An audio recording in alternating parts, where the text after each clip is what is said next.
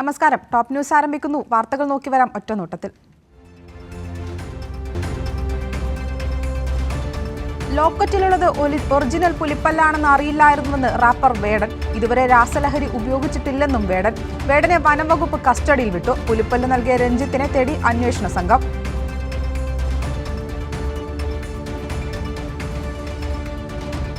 Alappuzha hybrid കഞ്ചാവ് കേസിൽ big boss താരം ജിൻഡോ അന്വേഷണ സംഘത്തിന് മുന്നിൽ ഹാജരായി. ഇന്ന് ഉച്ചയോടെയാണ് ജിൻഡോ ചോദ്യം ചെയ്യലിന് ഹാജരായത്.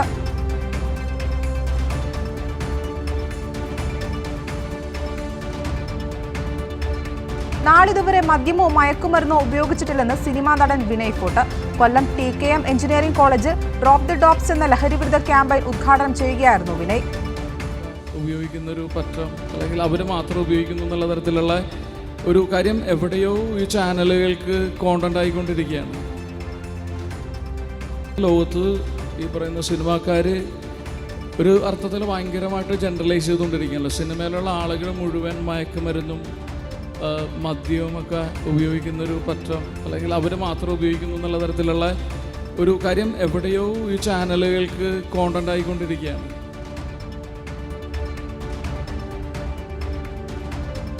കളമശ്ശേരി പോളിടെക്നിക്കിൽ കഞ്ചാവ് കച്ചവടം നടത്തിയ KSU പ്രവർത്തകരെ കോളേജിൽ നിന്ന് പുറത്താക്കി.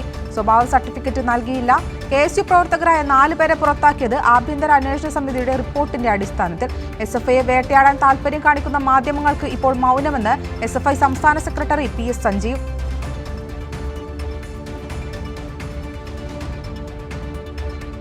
രാജ്യത്തിന് മാതൃകയാകും വിധത്തിൽ കേരളം മുന്നേറുന്നുവെന്ന് മുഖ്യമന്ത്രി. പ്രതിപക്ഷത്തിന് നല്ലത് അംഗീകരിക്കാൻ വിഷമമെന്നും മുഖ്യമന്ത്രി.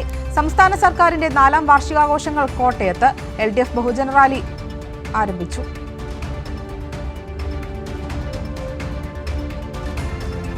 വഖഫ് ബിൽ കേവലം സ്വത്തിന്റെ പ്രശ്നമല്ലെന്ന് ജോൺ ബ്രിട്ടാസ് MP.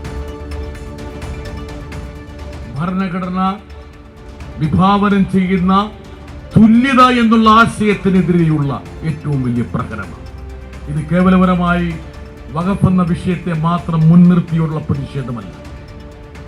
ഇന്ത്യയിൽ ഏവർക്കും സാഹോദര്യത്തോടെ, അന്തസ്സോടെ, സമാധാനത്തോടെ ജീവിക്കാൻ കഴിയുന്ന ഒരു സാമൂഹ്യ രാഷ്ട്രീയ അന്തരീക്ഷം ഉറപ്പുവരുത്താൻ വേണ്ടിയിട്ടുള്ള ഒരു പ്രക്ഷോഭത്തിന്റെ ഭാഗമായിട്ടാണ് ഞാൻ ഈ ഭരണഘടനാ സംരക്ഷണ സംഗമത്തെ കാണുന്നത്.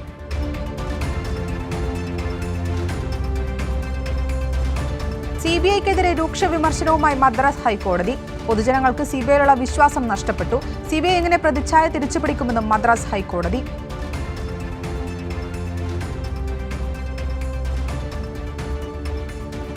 പൊതുവിദ്യാഭ്യാസ രംഗത്ത് കേരളം ഒന്നാമതായെന്ന് മുഖ്യമന്ത്രി പിണറായി വിജയൻ.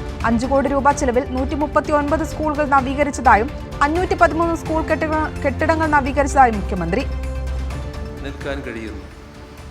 5 കോടി രൂപ ചെലവിൽ 141 സ്കൂൾ കെട്ടിടങ്ങളാണ് നവീകരിക്കാൻ തീരുമാനിച്ചിരുന്നത്.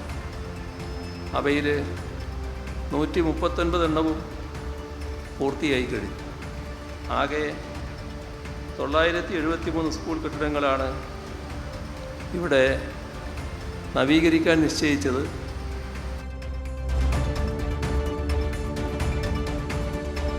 വയനാട് ജില്ലയിൽ 15 പദ്ധതികളിലായി വരുന്നത് 3110 കോടിയുടെ നിക്ഷേപമെന്ന് വ്യവസായ മന്ത്രി P രാജീവ്.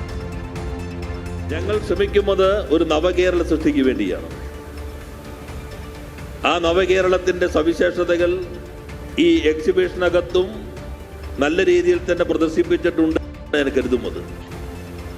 കഴിഞ്ഞ വർഷം ഞങ്ങൾ എല്ലാ മണ്ഡലങ്ങളിലും പോയിരുന്നു, ജനങ്ങളുമായി നേരിട്ട് സംവദിച്ചു.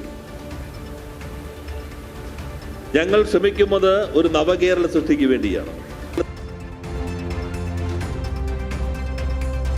അന്തരിച്ച വിഖ്യാത ചലച്ചിത്രകാരൻ ഷാജിയൻ കരുണിന് വിട നൽകി സാംസ്കാരിക കേരളം. സംസ്കാര ചടങ്ങുകൾ ഔദ്യോഗിക ബഹുമതികളോടെ ശാന്തി കവാടത്തിൽ നടന്നു.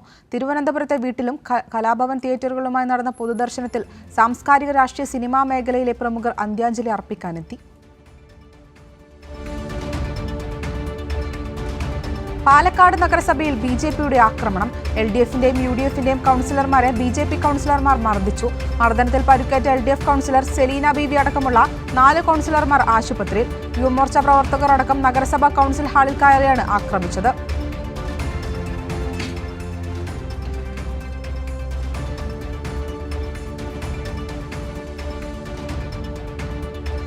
വിഴിഞ്ഞത്തേക്ക് പ്രതിപക്ഷ നേതാവ് വി.ഡി. സതീശനെ ക്ഷണിച്ചിട്ടുണ്ടെന്ന് മന്ത്രി വി.എൻ. വാസവൻ. ആരൊക്കെ പങ്കെടുക്കണമെന്ന് തീരുമാനിക്കേണ്ടത് പ്രധാനമന്ത്രിയുടെ സുരക്ഷാ വിഭാഗമാണെന്നും മന്ത്രി. ഇന്നലെ വൈകിട്ട് ഫൈനലൈസ് ചെയ്ത് ഇന്ന് കത്ത് കൊടുത്തിട്ടുണ്ട് പ്രതിപക്ഷ നേതാവിന് ഉൾപ്പെടെ. ഇനി ആരെയൊക്കെ അതിൽ പങ്കെടുപ്പിക്കും പ്രസംഗിക്കുന്നത് തീരുമാനിക്കേണ്ടത് നമ്മളല്ല, കേന്ദ്രത്തിൽ നമ്മൾ അയച്ചു കൊടുക്കുക. അയച്ചു കൊടുത്തിട്ട് അവരാണ് പ്രോഗ്രാം തീരുമാനിച്ച് തിരിച്ച് പ്രധാനമന്ത്രിയുടെ ഓഫീസിൽ നിന്ന് ആരൊക്കെ ഡയസിലിരിക്കണം, ആരെയൊക്കെ പ്രസംഗിപ്പിക്കും, എത്ര പേര് ഇരുത്തും എന്നൊക്കെ തീരുമാനിക്കുന്നത് അവരാണ്. അത് നിങ്ങൾക്കെല്ലാം NM വിജയന്റെ മരണത്തിന് ഉത്തരവാദികളായ പാർട്ടിക്കാർക്കെതിരെ സ്വീകരിച്ച നടപടി വ്യക്തമാക്കേണ്ടത് നേതൃത്വമാണെന്ന് രമേശ് ചെന്നിത്തല. അല്ല, അതിന് വിശദാംശം ഞാനല്ല പറയേണ്ടത്. ആവശ്യാനുസരണമുള്ള നടപടികൾ കുടുംബവുമായി ആലോചിച്ച് ചെയ്തിട്ടുണ്ട്. ആ കുടുംബത്തിൻ്റെ ഉത്തരവാദിത്തം ഏറ്റെടുത്തുകൊണ്ട് ധാരാളം കാര്യങ്ങൾ ഇതിനകം തന്നെ KPCCയും ജില്ലാ കോൺഗ്രസ് കമ്മിറ്റിയും ചെയ്ത് കഴിഞ്ഞിട്ടുണ്ട്. അല്ല, കടബാധ്യത ഏറ്റെടുത്തിട്ടുണ്ടോ ഇല്ലയോ എന്നുള്ളത് നിങ്ങൾ അന്വേഷിച്ചാൽ അറിയാൻ പറ്റും. അത് അവർക്ക് വേണ്ട സഹായങ്ങൾ പാർട്ടി കൊടുത്തിട്ടുണ്ട്, ഇനിയും കൊടുക്കും. തിരുവനന്തപുരത്ത് ജർമ്മൻ കോൺസുലേറ്റിന് ബോംബ് ഭീഷണി സന്ദേശം എത്തിയത് ഇമെയിലിലൂടെ. പോലീസും ബോംബ് സ്ക്വാഡും പരിശോധന നടത്തി. ഭീഷണി സന്ദേശം വ്യാജമാണെന്ന് സൂചന.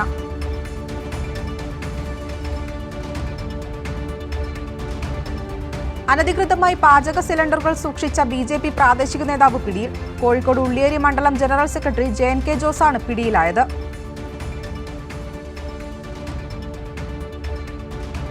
കോട്ടയം അയർക്കുന്നത്ത് അമ്മയും മക്കളും ജീവനൊടുക്കിയ കേസിൽ മുഖ്യമന്ത്രിക്ക് നേരിട്ട് പരാതി നൽകി കുടുംബം. ജിസ്മോളുടെ പിതാവ് തോമസ് ആണ് മുഖ്യമന്ത്രിക്ക് പരാതി നൽകിയത്. പരാതി പരിശോധിക്കാമെന്ന് മുഖ്യമന്ത്രി ഉറപ്പു നൽകിയതായി കുടുംബം പ്രതികരിച്ചു.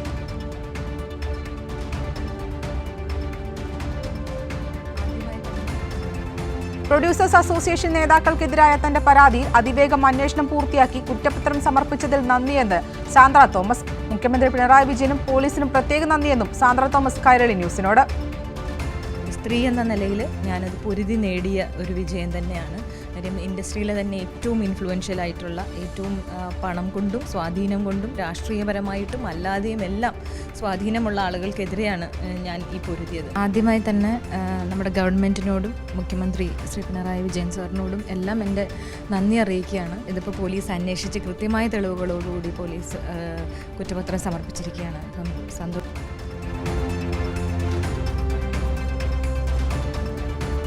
Film chamber general secretary Saji നന്ദ്യാട്ടിനെതിരെ ഫെഫ്ക രംഗത്ത്.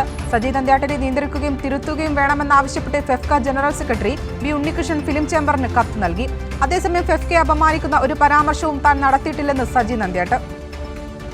ഉണ്ണികൃഷ്ണൻ ഈ പറഞ്ഞ ആരോപണം ഞാൻ എവിടെയെങ്കിലും ഈ ഫെഫ്കയിലെ മുഴുവൻ ടെക്നീഷ്യന്മാരും ലഹരിക്ക് അടിമയാണെന്ന് പറഞ്ഞിട്ടുണ്ടെങ്കിൽ അതൊന്ന് തെളിയിച്ചാൽ മതി, ഞാൻ രാജിവെക്കാം.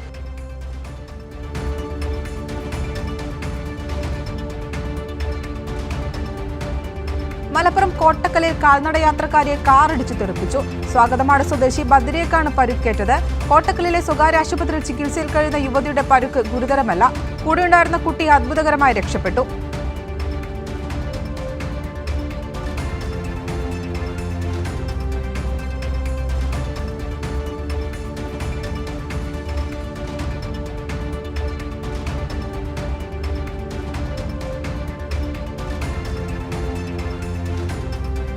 കോതമംഗലത്ത് കാട്ടാനയെ കണ്ട് ഭയന്നോടിയ കർഷകൻ കുഴിഞ്ഞു വീണ് മരിച്ചു.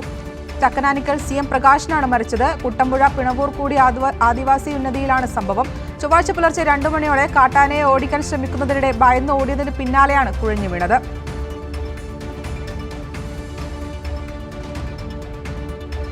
കാനഡയിലെ ഫെഡറൽ തെരഞ്ഞെടുപ്പിൽ ലിബറൽ പാർട്ടി വിജയിച്ചു. 343 അംഗ പാർലമെന്റിൽ 165 സീറ്റുകൾ ലിബറൽ പാർട്ടി നേടി. 172 സീറ്റുകളാണ് ഭൂരിപക്ഷത്തിന് വേണ്ടത്. ലിബറൽ പാർട്ടിയുടെ മാർക്ക് കാർണി പ്രധാനമന്ത്രിയായി തുടരും.